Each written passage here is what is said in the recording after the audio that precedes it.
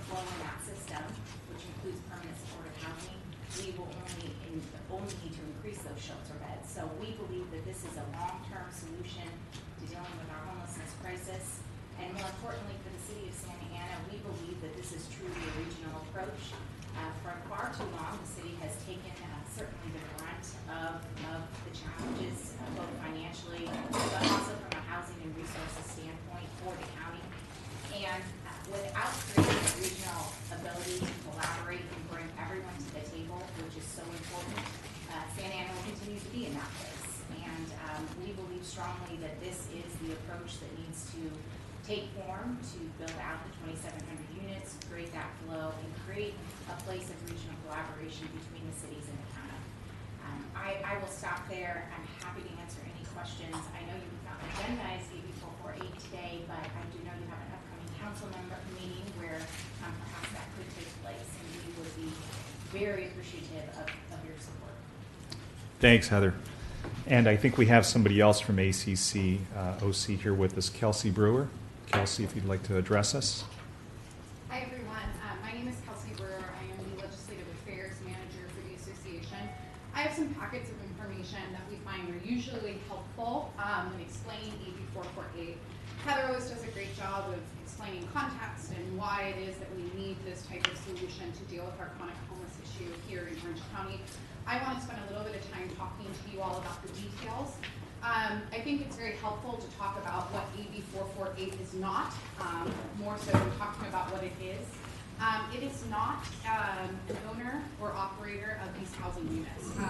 You all have many examples in the city of Santa Ana of partnering with excellent nonprofit developers. They do their job very, very well. You have excellent records of partnering with nonprofit service providers. They do their job very, very well. We want to ensure that this is truly a public-private partnership where we simply fund the activities of these folks and help them build up the capacity without taking on the liability of owning or operating these units. The second piece is that AB 448 does not grant any land use authority or eminent domain authority to the Housing Trust. That is to say that if the city of Santa Ana decided that they wanted to do a permanent supportive housing project, the Housing Trust could not come to you and say, here's your $20 million, no, you're going to put it here. It would actually happen the opposite way. The city would come in partnership with whichever developer they wanted to work with, tell us about the project, and we would help fill the gap financing of that project. And lastly, it has no taxing authority. We are a firm believer that with existing resources that we have, like our 4 and 9% tax credits, our low and moderate income housing funds, and future dollars from programs like No Place Like Home and SB $3, also known as Prop 1 now, that there will be enough money in the system to fully fund the build out of 2,700 units and 1,300 units of low, extremely low income housing. So we wanted to ensure that the Housing Trust did not have the ability to add any type of assessments or fees on top of these housing projects. And lastly, one of the things that I want to underscore is that the focus of AB 448 is certainly on permanent supportive housing. I think that that's a critical piece for the populations that we have here in Orange County. But it also allows us to fund the build out of extremely low, very low, and low income housing. We thought that this was really important to include in the legislation because we know that in this county we have about 28,000 children that do not have stable housing. They sleep on couches, live in hotels, sleep in cars, and we know statistically speaking that these children are much more likely to become part of our street homeless when they turn 18. So we wanted to build in the ability to address both preventative measures on the front end, but also to build out the system to where we can move people through permanent supportive housing as well. So again, I'm happy to answer any questions, but it would mean a lot to the association and our two authors, Assemblymember Daley and Assemblymember Sharon Fork Silva, to have the city of Santa Ana support on this. And we truly believe that this is the way that we bring the other 34 cities into our hold on this issue. Thank you. Great. Thank you both for those comments. I wanted to open it up since it's not really an agendized item, but if there's any comments from my colleague or from staff. Councilman Sarmiento. So I'd like to thank the ACOC and others that have been willing to move in this direction. One of the questions that I do, and I have asked, and I've been gone for quite some time, that I've had an 85A on the agenda for probably for the past 2.5 months, that I have not been able to address because I haven't been present.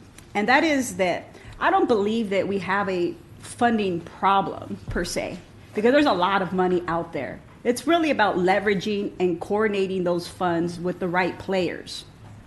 The question that I have is, it's zoning, right? And because we already have the money and it's about leveraging those funds, there is no city right now that I know in Orange County that is ready to do by right to do this kind of housing. The zoning does not allow.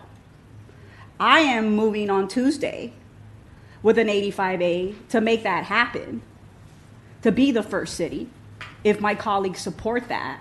And that is to identify those motels that are ready, where the private sector can go and work out with that other private to purchase those properties to transition into that permanent supportive housing. And so that's probably one of my main concerns, is that we already have money, but we don't have the zoning. And at what point in time are these 33 cities going to step up and do what's right? Right? So it's not your efforts. I applaud you.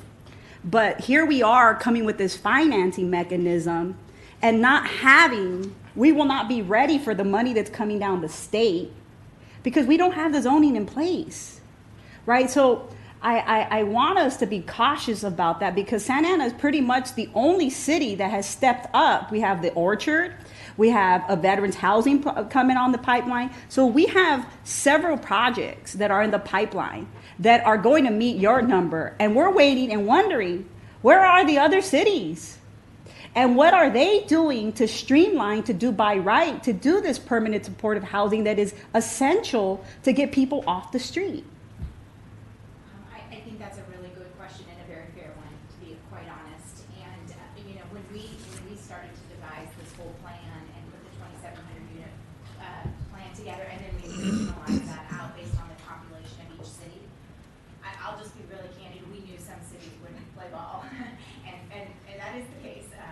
But we rolled the plan out on February 15th of this year. 33 of the 34 cities showed up that night, and to date we have cited 2,000 of the 2,700 units. So that they're not entitled, but they're cited. And I will tell you, North and Central County has stepped up like I can't believe. It's encouraging, it's refreshing, they're committed.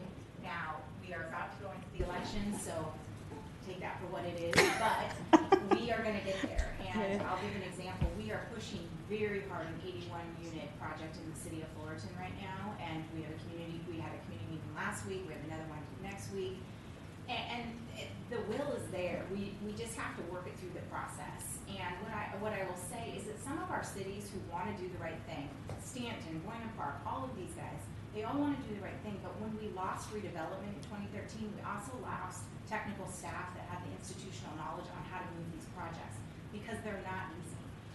We gathered all of the community development directors in a room, and I will tell you, 80% of them didn't know what permanent supportive housing was.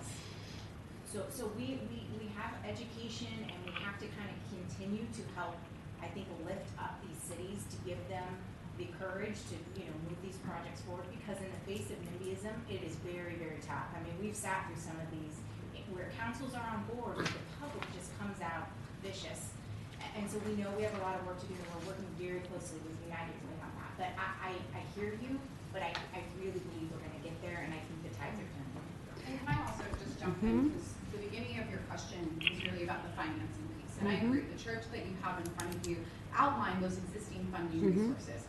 But you touched on... Can you get closer to the mic? Yes. Thank you. You touched on one of the critical issues that we have in building out the system, which is that you have multiple entities that struggle to coordinate together. The vision for AB 448 is to... Is it working now? Okay. It's to streamline that coordination project. And I can point to a project in the city of Santa Ana, your Veterans Village. It's an excellent project. It should have been a no-brainer, funded from the get-go. It sat there because of a financial gap. And luckily, we had a private donor come in, fund it. You guys got it off the ground. It's great. That should never happen in the first place. What AB 448 will be able to do is that for the cities that are stepping forward, come in and finance that gap so they don't sit there for a year and a half. Which is great. The other thing, and I just say this, and when I met with Steven, I said, he's like, well, why are you doing this? Give me some insight. And I said, okay, look, and I'll give you guys the example, is that the money's going to come down. We're going to have this gap now, right? But it's not going to be zoned. And yes, we have it cited, but that's what we do with RENA already, right? And where's the housing at? We're 30 years behind. We're $1 million homes short, right? So let's not kid ourselves and have an honest conversation about this, that we need to realize that we need to zone this and that we can't wait 8 months to a year to go through this process. Go through the planning commission, first hearing, second hearing, delay, go back, then go to the city council, delay, first hearing, delay, first hearing. You got all the public coming, opposing because they don't want it in their backyard, right? This is political will. Who's going to step up and do emergency ordinances to identify those sites and zone them now so that when that money comes down from the state and your bill gets through, we now have that gap to get going and build that housing, that transitional housing, not in 5 years, not in 4 years, but in 18 to 24 months. That should be the goal. But right now, I'm going to tell you that what we have in front of us, and I know it's daunting, but the reality is that we are not there yet from the very beginning. And that's why I'm doing what I'm doing. It's taking me, I'm going to be at my council meeting, I'm going to be proposing this to move forward. But it's, again, Santa Ana taking the lead, right? It's always Santa Ana. It's always. And I want to see when we pass this, if we do pass this, what other city is going to step up? What really, right? Because yes, it's great that Santa Ana could get all the money, but we don't want all the transitional housing here. We got 2 more, 3 more to identify sites, and then we're done. The rest of the county has to step up, right? And so we're going to get our money, we're going to get our stuff funded, and then we're going to be like Anaheim, Fullerton, Irvine, right? Let's go on. So I just wanted to state that. So it's not that we're against this, that I applaud you for moving in this direction, but sometimes reality has to hit and where we're at and how we think we're moving 10 steps forward when reality we're still 10 steps backward because we have not addressed the zoning issue and of course the NIMBYism. And I believe that we got to do process before plan. So before we go beyond the scope of what we're supposed to discuss, I know we just wanted to give general thoughts. It wasn't really on the bill. What I was going to say is maybe staff could bring that back to us so we could consider it as an agenda item later. I think there was some validity. I certainly do respect the authors that brought it forward. But personally, since we're just talking about this topic generally, I'm not going to support anything in this city any longer, whether it's permanent supportive housing, whether it's emergency housing. I'm just not. I think that it's enough. I certainly applaud the efforts of everybody trying to do the right thing, but we've been doing the right thing for decades. And proposals for emergency shelters, 700 bed facilities, motel conversions. Look, we've done that, and let others do that first. We'll go ahead and gap fill later, but I think to the extent we can help you, maybe message to some of our 33 other cities, and there are good cities out there. I think there are cities that are willing to do that, but there are some that are simply not.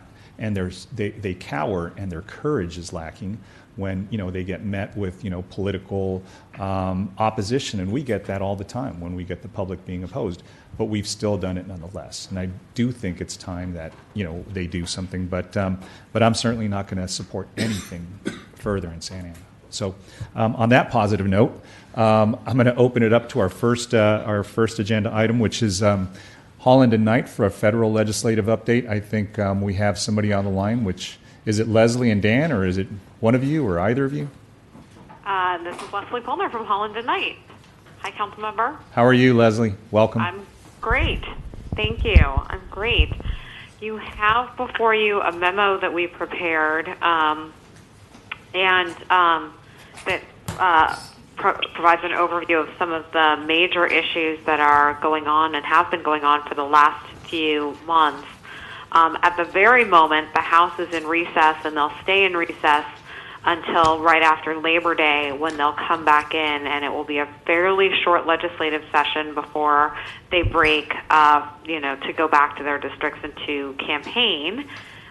In the meantime, the Senate has come back into session today, which, as you know, is unusual, and this was, in response to people feeling that they were not working hard enough, and so Leader McConnell brought them back in. And so they are going to be working on some judicial nominations and appropriations, and then they are set to take up the Supreme Court confirmation, the Supreme Court nominee, Brett Kavanaugh, right after Labor Day. They'll start those hearings. So at the moment, they are moving through appropriations at a fairly historic speed. You haven't really seen the Senate in particular moving this quickly. Part of it is a decision by the new chairman, Richard Shelby from Alabama, who has had this position before, but is new again this term. And he has made the decision not to have any policy riders on his bill. And these in the past are sort of things that have totally derailed the conversation and movement of appropriations bill in the Senate. On the House side, they are continuing with policy riders, and because it's sort of majority rules there, they're able to do that. But you're going to see this come to a head when they try to conference these bills, given that the fiscal year ends September 30th. And so a number of issues will come to a head when they try to merge some of these bills, leading many of us to believe that we're going to wind up with a continuing resolution, at least a short-term one that gets us through the election, and then we're likely to wind up with some form of an omnibus. One of the major issues, and you've seen, a few weeks ago you saw the president threatening to shut the government down is going to be over the wall once again. And so, the House has included $5 billion for new construction of a border wall. The Senate bill provides $1.6 billion, and it's not for new construction. It's only for, reinforcing existing barriers and new technologies. And so that is certainly an area where we expect to see some fireworks. Overall, the bills are pretty good relative to where we've been, and that's the result of the budget deal that was struck last year, and that was a 2-year budget deal, as you'll remember. So there was less fighting over the top line numbers, and we've provided a chart for you on some of the areas that really matter to the city. But so, you'll see that like on things like CDBG, we're at level funding. On things like home, it's level funded in the Senate. There's a small cut proposed in the House.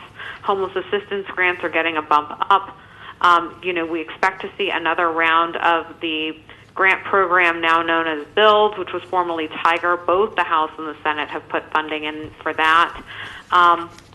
And then a number of other areas. UWASI, I wanted to note that there's a typo in the chart. For FY18, it was 580, not 630. So UWASI funding is getting a bump up, which of course has been something that's been really important to the city as well.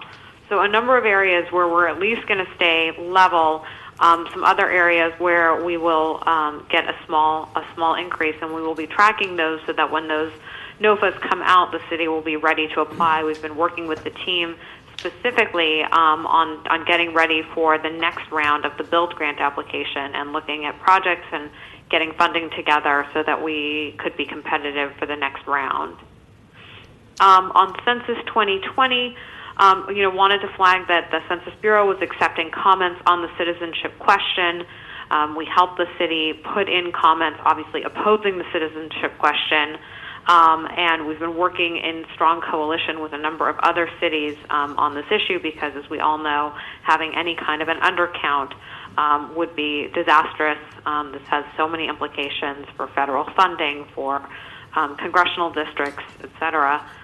So we're watching this item really closely as well. Wanted to also flag cannabis legislation. Cannabis is getting more attention here at the federal level, and part of it, of course, is you're seeing, a number of industry, the banking associations getting engaged on this issue, obviously sensing that there is potential for major profit here. We don't expect to see legislation actually passed this session, but there is definitely a bipartisan awareness and bipartisan efforts underway. And so one of the things, for example, that was introduced was the States Act, and that was bipartisan legislation that was introduced by Senator Gardner and Senator Warren, and then on the Senate side, and then Congressman Blumenauer, Congressman Joyce on the House side. And that would basically say that states each have their own right to determine the best approach to regulating and legalizing marijuana, would create certain legislative guardrails.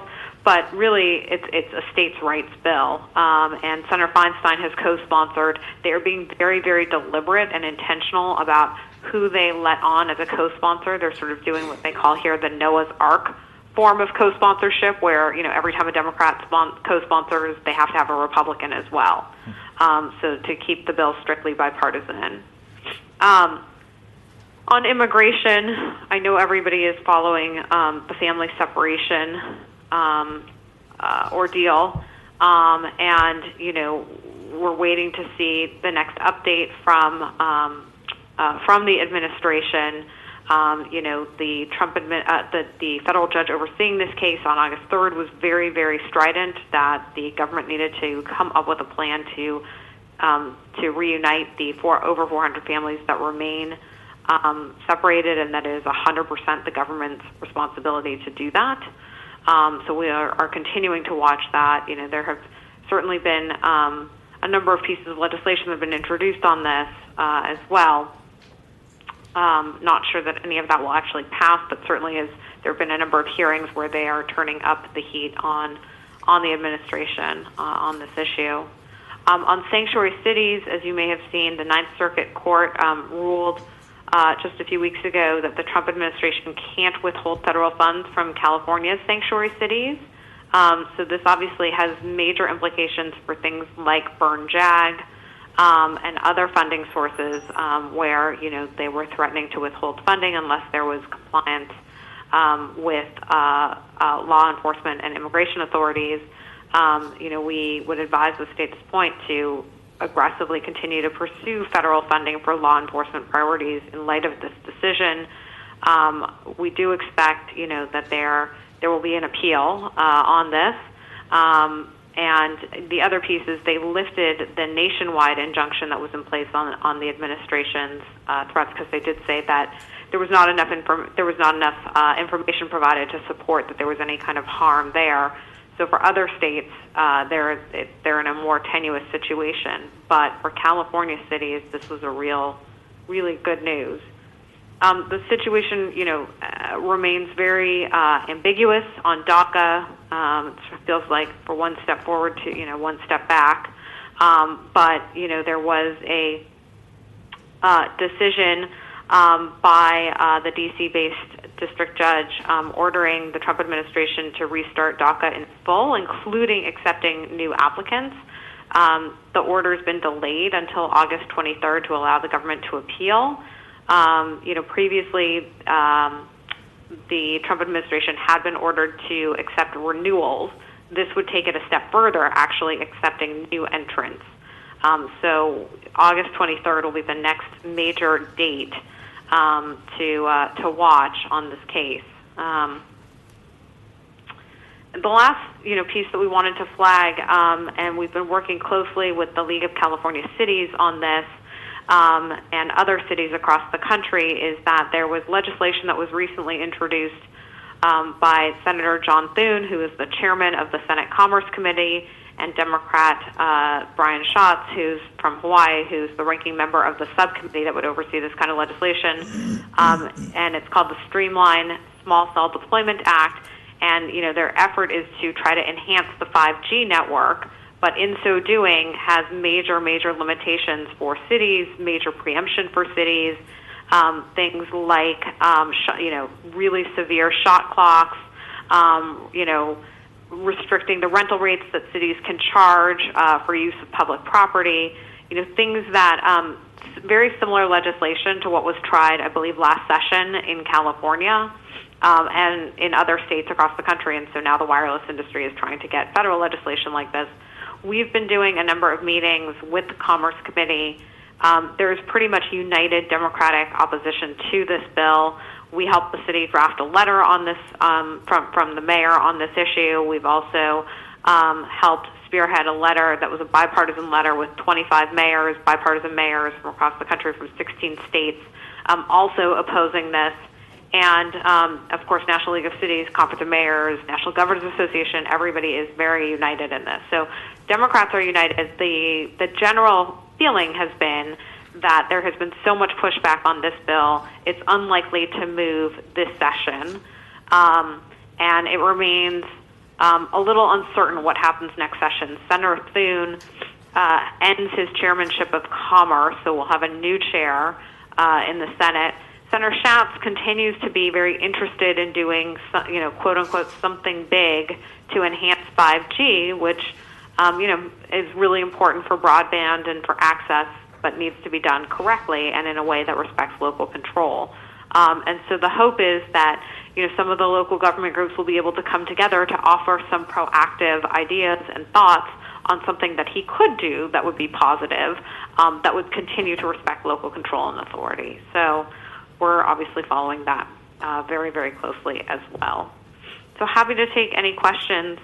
Wanted to stay high level for now, but happy to go deeper on any issues. Sounds good. Thank you, Leslie. And I'm glad you're working with Tony and the league and the Conference of Mayors. And so that on that last point with the small cell towers.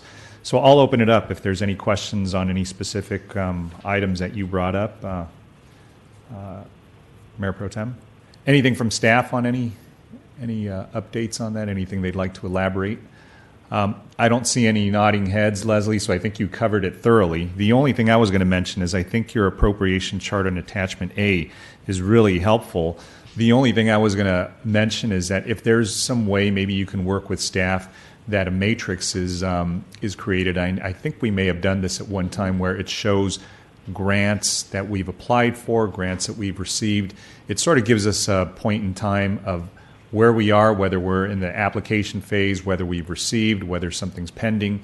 But it does help us know, especially now that we're able to apply with that Ninth Circuit ruling on the, on the issue of sanctuary cities.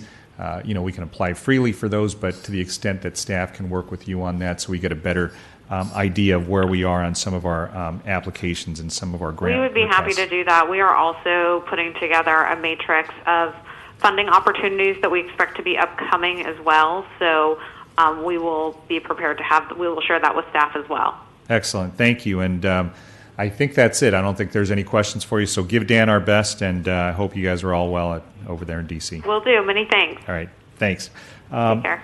Moving on to the second item, and we have our friends from TPA here, Casey and Corey, so I'll go ahead and turn it over to you all. Leslie. Is now exiting. Thank you very much. Casey Elliott with Townsend Public Affairs. Just kind of wanted to start maybe briefly with a recap of some of the high-level items that have occurred over the last several months.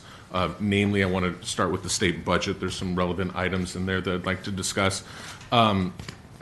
Given now that the legislature only needs a majority vote to pass the state budget, the legislature did that, and the governor signed an on-time budget for the beginning of the July 1 fiscal year. Large focus in the legislature with the administration was addressing issues related to homelessness. You may recall the Big 11 mayors had a proposal for $1.5 billion for funding that would go for homelessness. Councilmember Sarmiento was up in Sacramento. We had some positive discussions regarding that proposal. Ultimately, where the legislature and the administration ended was inclusion of $500 million for homelessness. Of that, $150 million goes directly to the Big 11 cities. Santa Ana's share of that is going to be, I believe, just under $3.7 million. And then there's an additional $15.5 million that'll be available to the Orange County Santa Ana Continuum of Care. So that's going to be dollars going to be flowing directly in here. We've been working with agencies since the approval of the budget. They are looking to get that money out very quickly, trying to provide locals with a lot of flexibility on how to use those dollars. We've been working with staff and sharing information. The state is going to be looking to put out a NOFA on September 5th.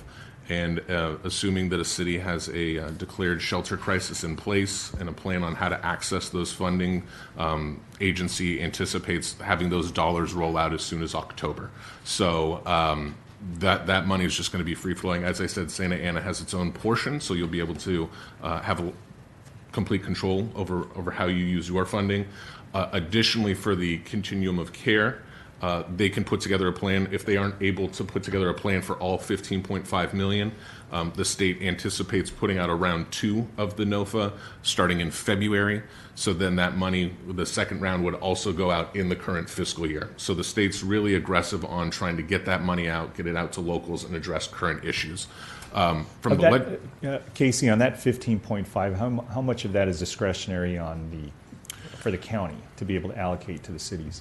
Well, it all goes through the continuum of care. So once the continuum of care is able to put together a plan utilizing whether it's funding county efforts, city efforts, nonprofit efforts, it's really with the continuum of care on them to put together a plan of how to use those. So the money doesn't go directly through the county per se, as some past dollars have. Though I would anticipate that there'll be county-backed projects or programs within that plan for funding. Okay. So homeless and the way from the legislature and administration's perspective, they really saw this $500 million as a bridge. So next year, hopefully, we'll have No Place Like Home funding becoming available. There's a proposition in November about that. Proposition 1 bond dollars, SB 2 dollars from last year's budget. So the state's definitely putting an emphasis on getting these dollars out, but wanted to make sure that this money in this year's budget was really able to be used for immediate use in communities to address current problems. In addition to that, one of the items which we had briefed you on earlier, we had worked with staff and through Assemblymember Daley's office to put in specific budget requests on behalf of the city of Santa Ana. Happy to let you know that the city was successful in securing a $4 million budget earmark for advanced water meter infrastructure. Working with Mr. Daley, Senator Wynn, budget staff, city staff. I mean, it was great. It was a great effort. Good win.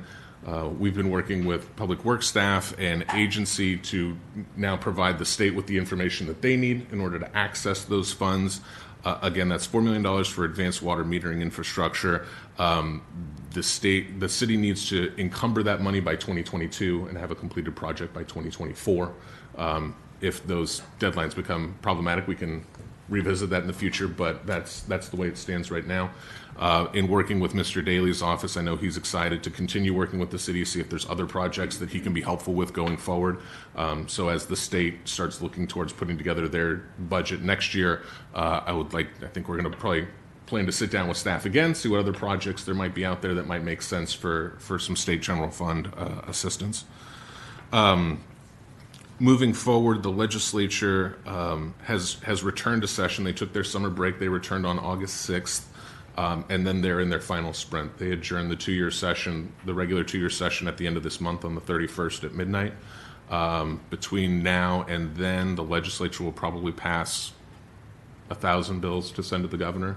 The appropriations committees are taking their cut on those bills next week. They'll probably call out about 250 of those.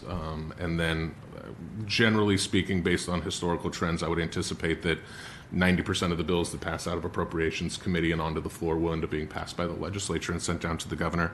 So there's just a lot of different pieces moving. Any bill that is not approved by the legislature by the end of the month has to start all over again in next January. So there's a lot of impetus to get stuff done. We're seeing a lot of issues that got shelved last year come back to have some final efforts here at the end of session. Items like bail reform, some more criminal justice issues that were hot last year, kind of springing up here at the end of session. There's another chunk of bills that have actually been introduced yesterday and today that would augment the state budget. Most notably for local governments, there's language out there regarding the implementation of the Wayfair decision, so allowing the state to collect the additional sales tax that's used that's spent on out-of-state merchants without the physical presence in California. the way that proposal has been put together by the administration for consideration is essentially any company that does over $500,000 worth of sales from California residents would then need to collect sales tax and remit that back to the state. So some additional infusion of funding. I haven't seen a solid number from the legislative analyst's office. Some of the numbers that were being bantied about when the court case was going through was that California could see potentially another $1.5 billion in revenue. To be determined how that gets implemented and what the actual bottom line benefit to the state would be. But that's being discussed here at the end of session. But really, all of the attention for the last several weeks has been on wildfire legislation. There's 3 primary vehicles dealing with various aspects of wildfires that are alive. One of those has passed both houses, but in different forms. So a conference committee has been established. That conference committee has been holding hearings. They've been averaging 2 a week for the last 3 weeks. They have another one scheduled for tomorrow, 2 more for next week. At this point, they have not put forth a proposal. They're just kind of discussing the various issues of probably, while there's a lot of issues being discussed, I think the one that's getting the most attention is the issues surrounding liability. The governor had put forth a proposal.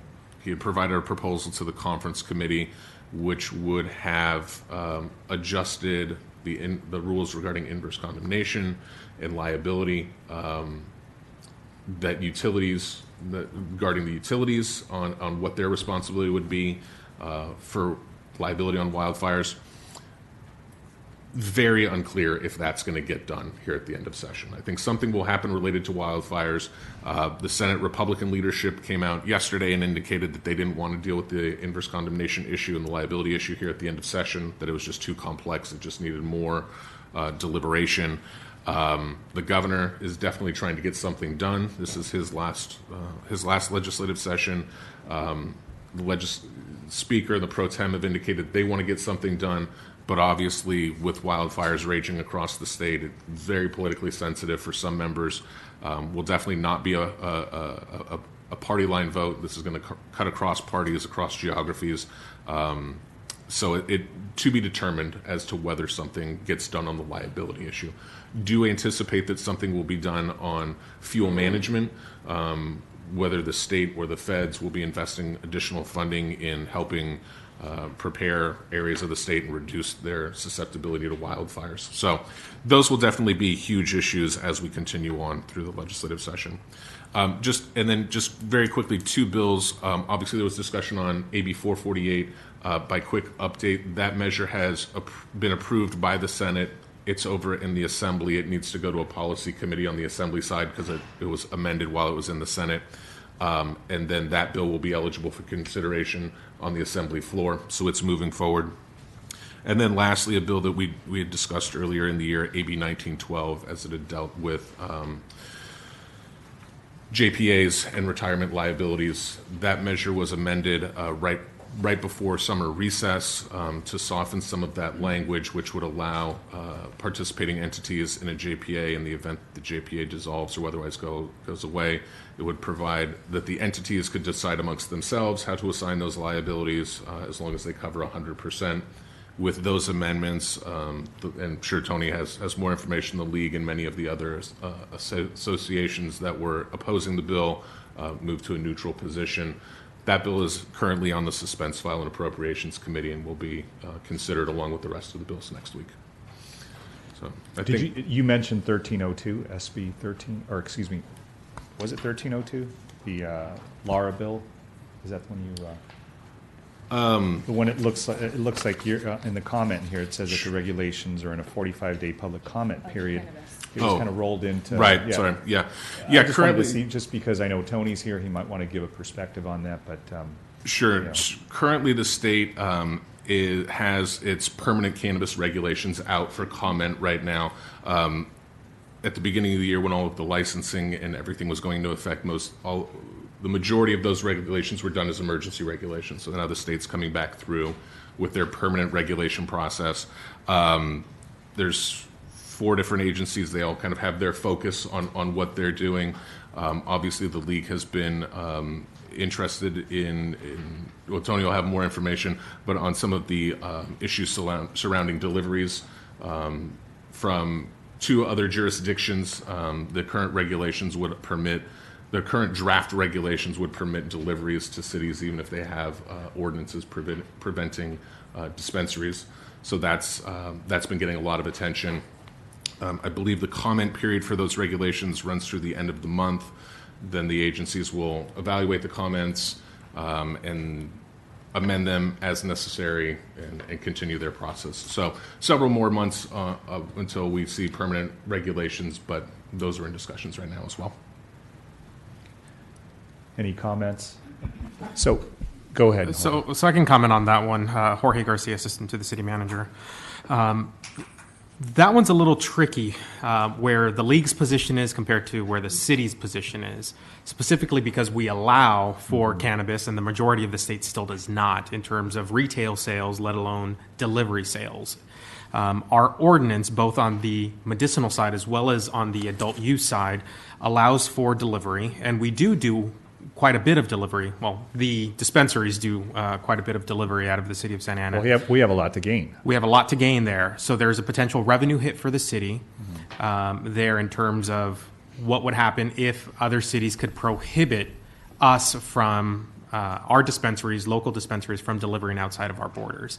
It also gets into some other interstate commerce. Right now, all of the delivery service is exclusively made by the actual providers. So they can't use UPS, they can't use USPS, so it's all owned and operated by those businesses or a third-party service, but that is still regulated. So it puts us in an interesting position because and I'll let Tony speak on it, but it really gets to a local control discussion. However, for us, in this particular instance, it would be detrimental to us. And Tony gets that, right, Tony? Yes, I think you hit it right on the head. For us, it is a local control issue. When we negotiated MRSA, that was it. You know, if cities want to ban or allow, it's their discretion. It shouldn't be mandated by the state. What's troubling is there is no legislation. This is just proposed regs by the Bureau of Cannabis Control. And you're absolutely right. It's a local control issue. I wasn't even going to bring it up here because I didn't think the city would, but being that it is brought up, we are against those proposed regs. There were 2 hearings, and we testified in opposition on both those hearings. No, I get it, and the only reason why I brought it up is I know that the league is probably going to take a contrary position to maybe what we would do, which is neutral, I guess, or support, depending on where we are. I do see sort of the circumvention of that. The initial spirit of MRSA, but at the same time, you have to realize that this industry is evolving, and of course, folks who are regulating versus those who are not regulating are going to have a difference of opinion on their approach. So, what position do we have at this point? Right now, we have been neutral, pending some additional conversations and seeing if there was any kind of hint as to where the regulation would go.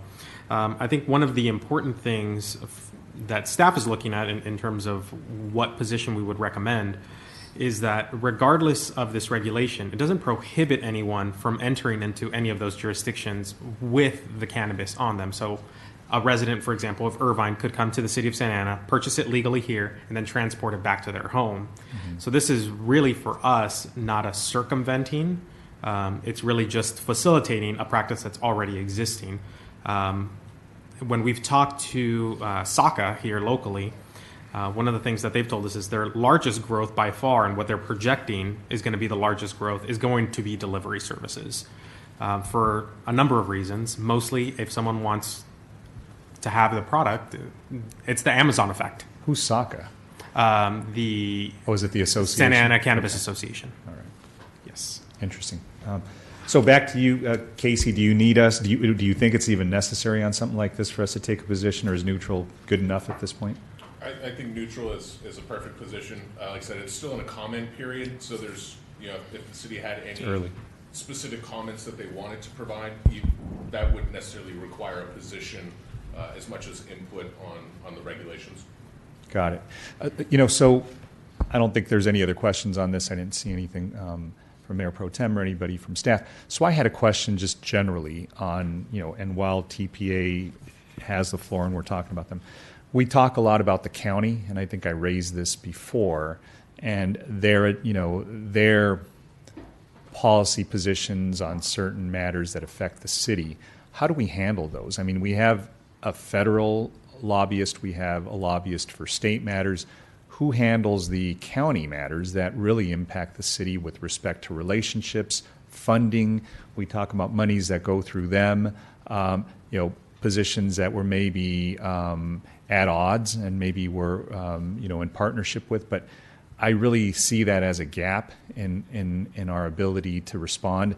I went before the board and it was not well received for a lot of reasons, but I thought, look, we have an obligation to go and speak on behalf of our residents at that body. It's right across the street. We should be working cooperatively, but we just don't. There's just a very, very different perspective that they have in their governing and we have with ours. So, what's the solution? How do we handle things with them? You're right. We don't have an official lobbying or tracking. One of the things I believe out of this committee, I think our January meeting, I believe it was you that made the comment about that. So one of the things that we have done is all of the city manager's office staff now receives all of the agendas. We review them. We work with the departments, but we don't have what you would say like a tracking mechanism like we do with our state and federal level. Our platform right now is specific only to state and federal, so that's absolutely something that we can work with the city manager to create a proposal. Is there value in doing that? I guess that's if that's a body that affects us so directly, and it really does. I guess I'm sort of answering my own question here, but is there any value? Do you see any value? We obviously with the federal stuff, we get grants and apply for different things. For the state, sort of the same thing, but for the county, we really don't have any mechanism or any instrument, I guess, to have our voice heard. Councilman Sarmiento, we definitely see a value. That's why we started to track it, track the agenda items and all of that. I probably have I've been the only city manager at some of these hearings, taking a position, delivering a letter or reading off prepared comments. So I do see a value, and I think we probably could do a little bit better. I think tracking and starting to figure out. I think one of the things we could probably do is maybe come back with a proposed platform, just like we have, sort of a guiding set of principles or areas. I was thinking this, and I know you all have done a good job in and you're working with the CEO over there. I know with CEO Kim.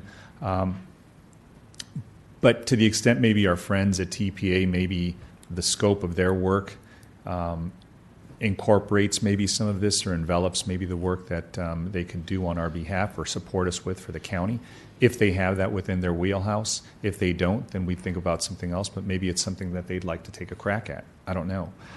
It'd be much more difficult for an H&K to do it, obviously, because they're a federal firm, but to the extent we get some support, I just think we need to be a little bit more in the game there. We're sort of always left out, and I see other cities that have a very, very good relationship with the county, and ours tends to be very difficult and challenging.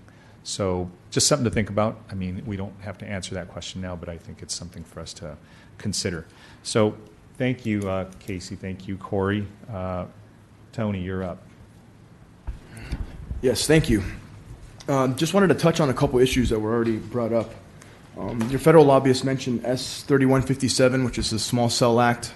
We're very much in opposition to that bill. If the city has taken an opposed position, we thank the city for doing so. Essentially, it's a reincarnation of SB 649, which is the 5G bill that we helped kill earlier this year. So it's a federal play, and if you guys have taken an opposed position, thank you for it. Casey mentioned the wildfire issue. That is a very, very big issue right now. There was 2 hearings done by the Wildfire Preparedness and Response Conference Committee, all centered about in regards to inverse condemnation. Basically, if a utility starts the fire, current policy states that cities, local governments can recoup those damages. The governor did put out some proposals out there which would water that down dramatically. We're in opposition to it completely. The league's vice president, the mayor of Yountville, did testify in opposition at both of those hearings, basically saying don't water down the inverse condemnation. We do have a sample letter here. If the city does want to take an opposed position as well, perhaps lead that opposition position as well with the Orange County Fire Authority due to implications, we'd really appreciate that. There are no other hearings that are set, but we do anticipate something happening before the end of session. So just keep that on your radar. A bill that I'd like to bring up for a potential opposed position is AB 2923 by Assemblymember Chu. This deals with, it's a regional bill right now. It deals with the San Francisco Bay Area Rapid Transit Authority, or BART. Basically what this bill would do is it would give BART local land use authority over its zones. It's transit-oriented development zones. So essentially, it's like OCTA getting land use authority over all its properties. What this would mean is that the city and the county would have to change their general plan, their housing plan would have to be updated, and it's basically a mandated cost to the cities and counties that this bill currently impacts. It is a regional bill, but the reason why the league has already taken an opposed position on it is because it sets a new precedent. Never has this ever been done before where local land use authority was given to any other group other than the city and county. Well, we believe it violates the Constitution, Article 10, Section 10 of the, Article 11, Section 11 of the Constitution. We believe it violates that. So we would ask the city to consider taking an opposed position on the bill, even though it is a regional bill. You ever ridden on BART? Have I think I took it once to the it's a great system to the Raiders Stadium when it was there. Right. Yeah, when it was. I think when it was there. Yeah, I took it once. Not there anymore. I don't know how it's doing now though. But I mean, like I said, it sets a new precedent. So we're in opposition to the bill. I love BART. Okay. In terms of some other issues that are out there, I like BART. the Build any more housing anywhere else. We're gonna bulldoze all our single-family homes. That's not gonna happen. We gotta get into I agree. reality, ladies and gentlemen. You know, this is the problem. We have a crisis, an economic. We talk about economic opportunity. We're killing our economic opportunity by not building the appropriate housing. And the only way you're gonna build the housing is near rail. There's nowhere else to build. We have very little land. It's ridiculous why we keep on thinking land. And remember, we're not a democracy. We're a federalist system. The federal government gives the rights to the state, and we're fortunate that the state is giving right to local government. Remember, we're a federalist system. We're not a democracy. Yeah, and it's not to take in other words, we understand that you're concerned about the I understand the precedential value, or the league's Yeah. concern with that encroachment or maybe a mission creep on this one. If you allow an agency to do that. But look, the needs are so daunting that you almost have to look at these, different than you would maybe in another environment. Nobody denies that there is a crisis. What's unfortunate, and this is directly from our lobbyists, is that cities are being holistically blamed for it. Holistically. And this bill is, in essence, a theme of the by right theme that was enacted last year. But wanted to bring it forward because it is an encroachment on cities' land use authority, and we believe it's unconstitutional. In terms of what was already discussed a little bit is the online sales and the Wayfair decision. This is going to be a dramatic revenue windfall for local government, anywhere to the tune of $1 billion to $1.7 billion per year.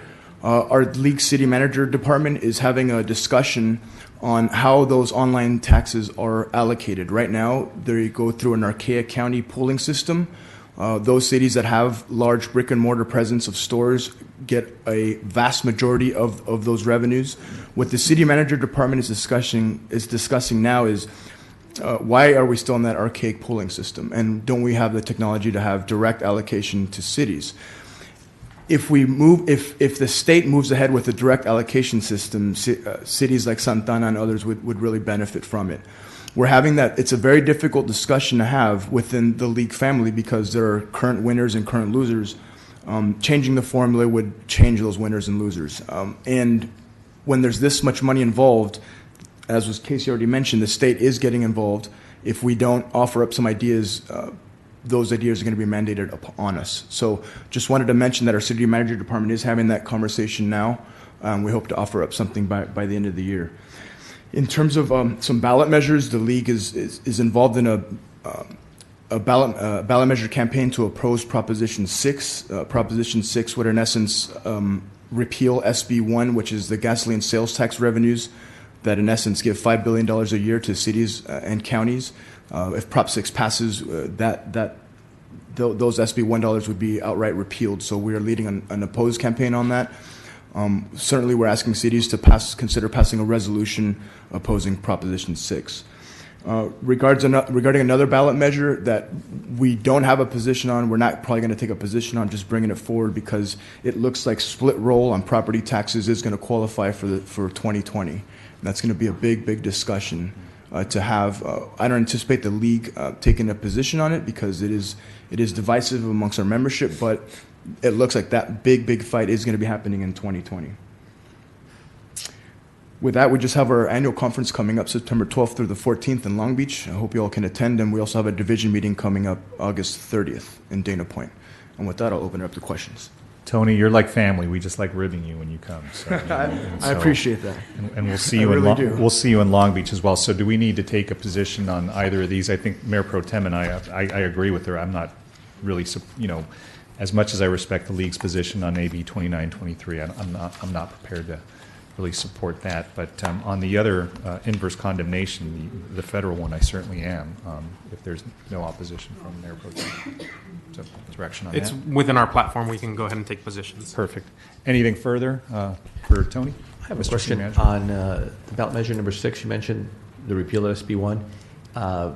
Is the league taking? I'm trying to figure out exactly what role they're taking. We're in opposition, right? You're looking for letters of or resolutions in support of the league's position? Yes, the league's position, which is to oppose Prop 6. No. Okay. Yeah. Is there anything else that the league? I remember a while back the league took a more aggressive position way back when Governor Schwarzenegger was in office over revenues, and it eventually resulted in a proposition. But there was sort of a PAC arm of the league. Is that happening as well? Oh yes, yeah. The league still has City PAC. We have to do our own fundraising to get engaged in these ballot measures because we can't use the taxpayers' dime. But yes, the City PAC is still very much involved, and we're asking cities to pass a resolution to oppose Prop 6. Also, the governor, he had mentioned in earlier comments that he was going to take a very aggressive position. Is he on board?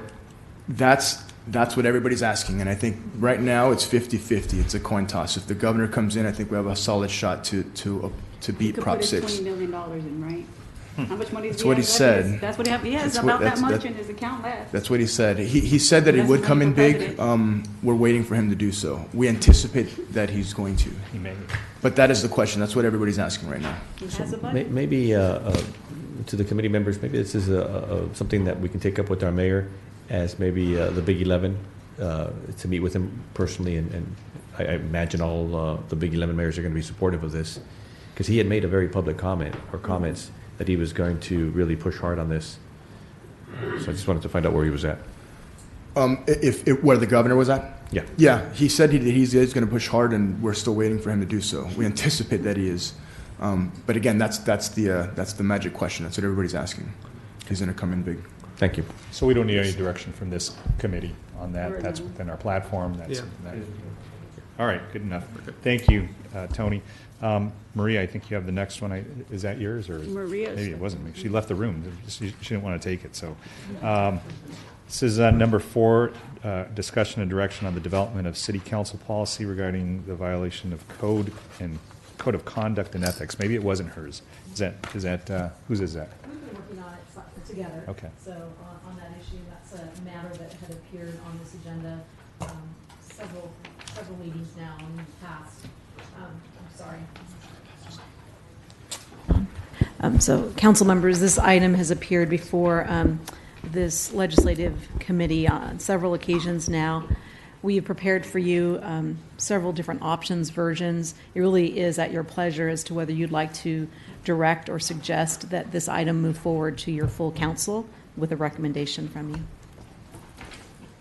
So, look, this is the whole discussion with the values-based versus maybe having some accountability, having some consequences to violations or alleged violations to the code of conduct. Anyways, I'll open it up because I want to hear from staff on this. Okay. Mayor So- Pro Tem? Any? Go ahead. Yeah.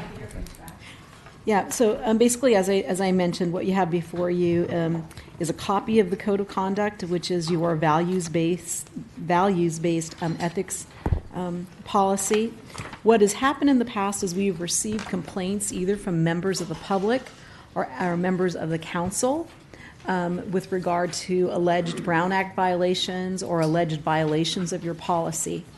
Some frustration has arisen from those people who complain about, well, where do these go? How are these things handled? And so what we did is I worked closely with the city clerk. We examined some policies that other cities used where a city could either consider a censure resolution or they could put together a full-blown process for addressing complaints made by your colleagues against, you or others in the organization.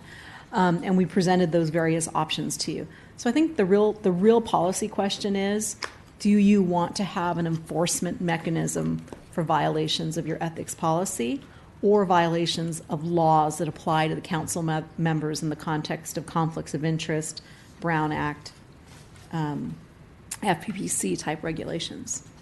That's the first question we need to ask. And if you do want an enforcement mechanism, then the second question is, what do you want that to look like?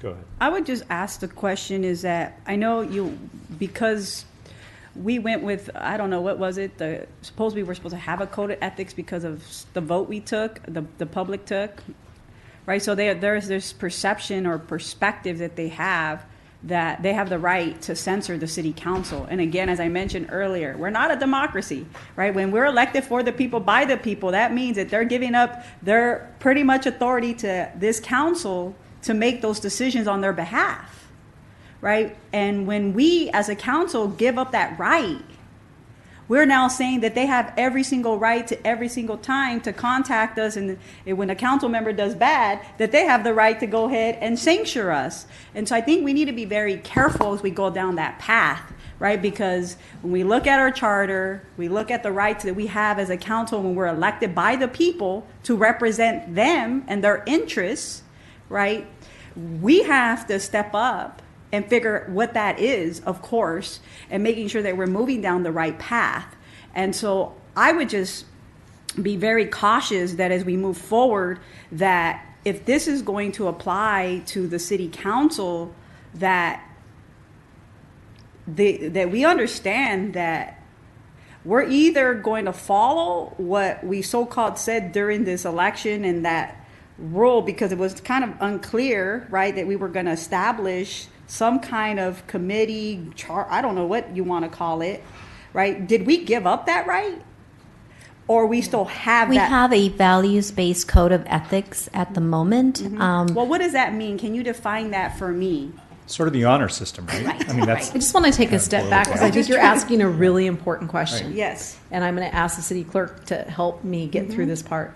But you, the council, I don't know if it was you, literally you, but the council proposed to the voters a charter amendment that went together with, it was kind of packaged with a number of other things that said, do you want us to adopt a code of ethics? It didn't say whether it was values-based. It said, do you want us to adopt a code of ethics?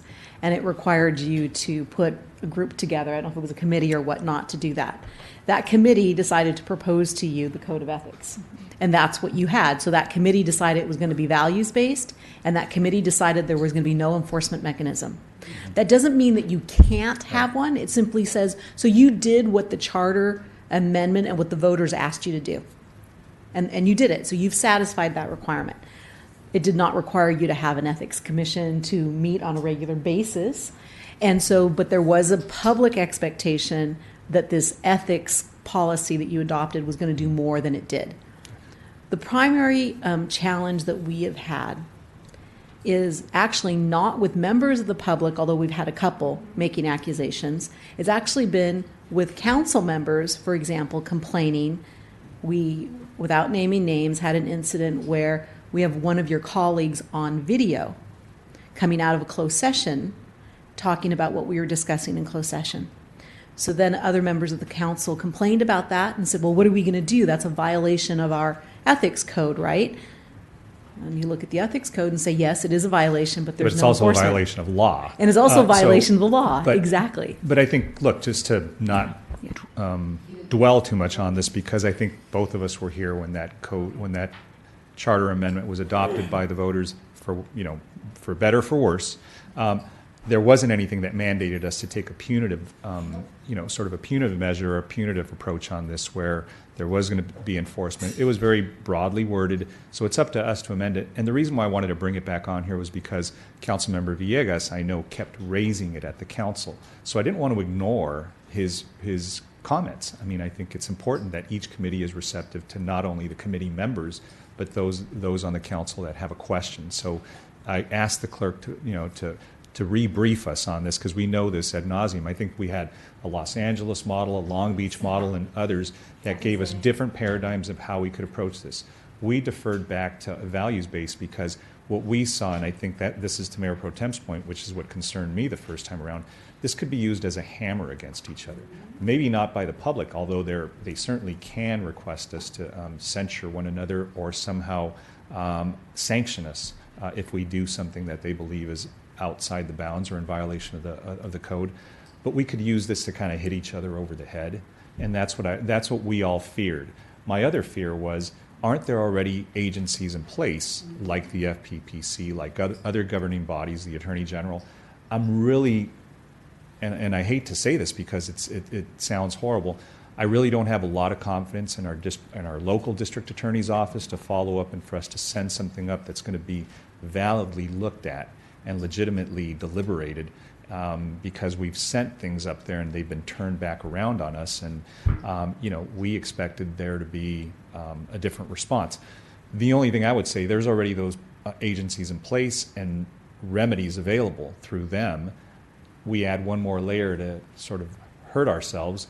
I don't think that makes sense. The only thing I would recommend is, is our local DA the only governing agency we could send an investigation or if there is some Brown Act violation, if there is something that is serious, can we bypass our local DA and send it up to the AG and just say, look, we'd like a neutral, unbiased, objective arbiter take a look at this? And we can. There are other law enforcement agencies, and I can tell you I'm aware of in the past and current complaints that have been submitted to the FPPC, submitted to the Orange County Grand Jury, submitted to the District Attorney's Office. There are other law enforcement agencies that can address your issues. So one of the options that you have on this item is to not take any action. It could be that you feel that there are sufficient legal avenues for these potential violations to be addressed. And if you, even without this policy, you don't lose your authority as a council to bring a resolution of censure forward under an 85A or something if there's an egregious violation that you feel needs to be addressed. So I don't think that staff is recommending that you have the policy. In fact, I would venture to say, at least from your city attorney, my preference is that we do use the outside law enforcement agencies are there, because it can take up a lot of staff time. And quite frankly, I would just say, as your city attorney, there are not many city attorneys, unless you have unusual circumstances like we had in the past, that is going to be the arbitrator with the very people that he or she is hired by and employed by. And that's just the reality. Mm-hmm. That is a reality. It's always going to be sent out anyway. Okay, so my question is for the city clerk and obviously for Mayor Pro Tem is, what do we do with this item? We wanted to be responsive. I think this committee wanted to be responsive to our colleague who kept raising it. Not, because because the council member wasn't here when we went through the whole adoption process and the discussion. Do we send it back up saying the committee's not taking a position on this, or we'd like to continue with the system that we have in place, or do we just report out? I think at this point it's at the pleasure of the committee. I think for me as a city clerk, I like to have record of the actions taken. So for me, I'd propose a staff report where you indicate what those agencies are in case there are violations, and list the AG's contact information or the grand jury's information, and you summarize that and say that there are other vehicles available, including maybe perhaps putting the FPPC on contingency, that if there are campaign contribution violations, that we have them review those and can report back to the city. Mayor Pro Tem, any thoughts? I agree with that assessment. I just don't think we have the time or the bandwidth to be addressing this internally. I agree. So that sounds like it's a consensus from the committee to go ahead and maybe prepare a staff report saying that we vetted this so we know our colleague understands that we've discussed this, we revisited this, it'll be sent up to the council. It could obviously be reversed and the council could take a different position, but for at this point, the committee feels that it should remain status quo with leaving those agencies in place. Might I suggest that we prepare it as just a simple receive and file from this That's fine. committee? That way it doesn't require a lot of discussion at the council level. If someone feels differently, they can pull it and do what they want. That makes sense. Okay, thank you. Thank you. Number 5, Jorge, you're going to talk to us about update on communications. Yes, thank you, Very Council. briefly. Very briefly. We did provide a copy of the PowerPoint presentation, so I won't go into all of the details. However, I did want to highlight a couple components, very high level. So communications update, as this committee and the council is aware, we have hired Trepepi Smith to help us with our communications strategy in the interim while we do a full communications assessment citywide. I did want to highlight some of our recent communication efforts. I think this committee has been very supportive and has provided feedback to staff that you would like data along with our recommendations. So that's one of the things that we've been working on. So you'll see throughout the presentation that we do have now data sets attributed to all of our social media, whereas before we didn't have any data. We couldn't tell you how many posts we had, what the reach was, any of those statistics. We now have that, so you can start to see how much we're posting, and more importantly, our reach and engagement, because that's really what matters. It doesn't matter if we post 100 times a day if no one's looking at it. It's really how much reach for Facebook and then what's the actual engagement. So if you compare it to March, when we started this kind of transition, February, March, we started, compared to July, where we were able to finish it, you see almost a 10 times increase in reach as well as in engagement. Our engagement numbers have absolutely skyrocketed, which is a great indication that we're going in the right direction. Twitter uses impressions and engagements, so slightly different terminology, but very much in the same track. You'll see that in February we had 0. There was a lot of inconsistency or just lack of use of the different platforms. So we're now starting to use those and use them appropriately. Information-based is Facebook. More things that need to be alerts go on Twitter, and anything that's visual now goes on Instagram.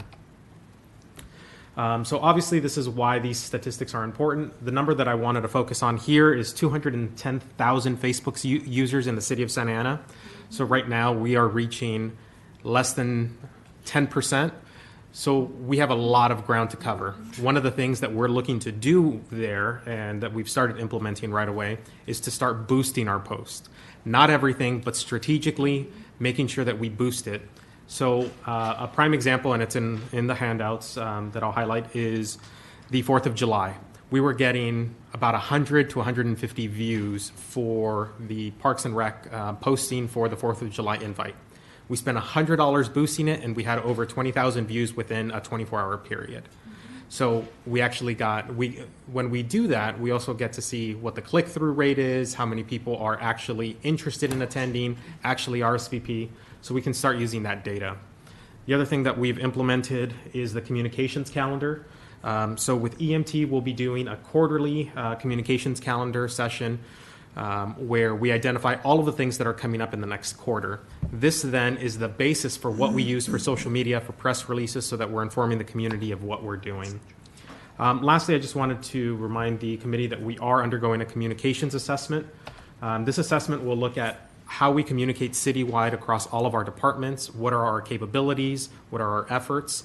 We will be extending an interview invitation to all of the council members, all of the executive management team, as well as various community stakeholders. So in all, it'll be about 35 in-person interviews and then additional survey interview responses. It'll take us about 3 to 4 months to complete that. We're just finishing our first month.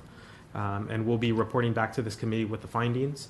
The most important thing that we wanted to note on the assessment is that we are not waiting for the results of the assessment to make changes. We've already started making changes, coordinating with the city manager directly. Anything that's administrative that we can just start changing, we're doing that now so that we don't waste any time. In the report, you'll see some of the questions that we'll be asking so that you can get a gauge as to what we're trying to do with the communication strategy, which is really to maximize how we are communicating to the various audiences throughout the city.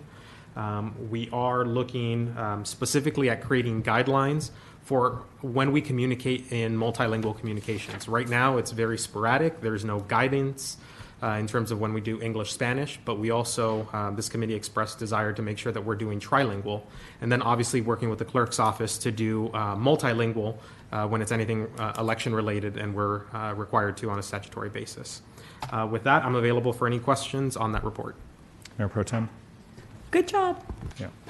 The only thing I was going to say, I'm glad to hear, I like Trepepi Smith. They're nice folks, and they're helping us with the assessment. Just always had an issue that they didn't seem to have, a real capacity for multi-language, Spanish speakers. I know we've had, some communications directors that did and didn't. That was sort of maybe, an inability to maybe reach out to 80% of our folks who, are multilingual. So to the extent that we also reassess and reevaluate, because I think they didn't come on in March, right? Or how long have they been with us? They've been with us since about March. Okay. So do we attribute the success to all the views to them, or is it the work that I see? So I think a lot of work was done in-house on that. Correct. So. They started with social media in about June. Okay. So when I took over communications in about February, the city manager asked me to take a stab at it. So we've been... You didn't have nothing better to do, right? No, not at all. Nothing else going on. So we've been ramping that up steadily. What they've been helping us is how to maximize, how to make it as efficient as possible. We have had specific conversations with Ryder about the multilingual abilities, and they can provide that right now through on-call services, but we have expressed that the desire is that we need to have actual it's a problem. Support. Absolutely. Anyways, just a comment. So, look, what I'm going to suggest now, thank you, Jorge, I'm going to suggest we put number 6 and continue that, and let's, in the interest of time, let's go ahead and go to number 7, and we can go ahead and continue. Just very quickly, I was going to put at 85 a.m., but since we were having this meeting, I just wanted, as we all know what's happening with at the federal level in regards to climate change, and our president, President Trump, and his administration really just backing down on. Not my president. Well, he's still the president of the United States. He is backing down on what we made a commitment to, and particularly here in California. And as we move forward with our recycling, with reducing our carbon footprint, there is this movement going on as it pertains to, plant-based, plant food, and here in Santa Ana in particular. And so every Sunday, I actually go to a pop-up at Taqueria Sembrosa. And this past weekend, Sunday, because they had some new pop-ups, there was over 300 people. Right? So you have people at Taqueria off of Flower and Warner. Samora? Zambrosa? I don't, yeah. Anyhow, so you have people coming into our city. So not only just our residents that are going to these pop-ups to eat, but you have people from outside our city coming in, right? And so because it's happening every single weekend, and I would encourage you all to go. But making a commitment to wanting to reduce our greenhouse gas emissions, we have to understand what's causing a lot of it. So it's not just cars. Obviously, it has to do a lot of how we actually bring in our meat, how that meat is being consumed, on and so forth. And so with this new movement, this younger generation is really having an impact. Like yesterday, I was at Mission Bar. They have a vegan pop-up. So guess what? Thing was packed, right? Out the door, sold out by 9 p.m., right? And so you're seeing this, and again, outside people coming in to our city. right? Because, beyond just, looking at, our community, they are starting to realize, because they use Instagram, they use Facebook, they're using Twitter. And so folks are just coming into the city now just because they're attracted to this movement. And so I wanted just to bring it forward as we continue to look at our climate action plan and figuring out ways of how we can continue to reduce our carbon footprint, and really making a commitment and continuing with, our initiative with health, wanting to bring in more food options. And this in particular, green plant-based foods is something that I believe is here to stay. It's not going anywhere because of this new generation, and we are a very young city. And so I believe this is something that we need to continue to support, and just putting it on the radar. And it's good communication. And more importantly, we can be the plant-based city of Orange County, and I think we already are, but we're just not highlighting that. And so I would just encourage our staff, and as I bring this forward, if it doesn't, I'm going to bring it as 85A, is to continue to encourage, our young people and families to continue not only to eat healthy, but how can they reduce our carbon footprint as we continue to be very supportive of our climate action plan. So that sounds like a direction from Mayor Pro Tem. I support it. I sat down with a colleague who was talking to me about straws. And my son got very involved in that conversation. So, look, he's 19 and he's very persuasive. Plastic straws. Yeah, they're banning so he them no all over the longer place. uses them, and so we can't use any straw. He puts them away, and so we have to drink unless they're paper straws. So I know cities have moved in that direction. One of my colleagues, had his council adopt, the use of plastic straws, in the businesses. So to the extent that there's a resolution that is going to be discussed, you can incorporate that into it, because it just is a very sensitive issue. I spent this last week at a beach. We were fortunate enough to be hanging out.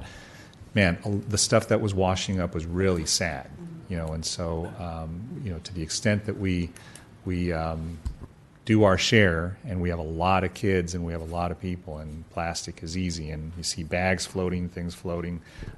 So yeah, anything that we can do, I think it's a good first step. So, all right, so there's direction there, and I think there's no comments from the committee, and we're adjourned till the 26th of September. Thank you all.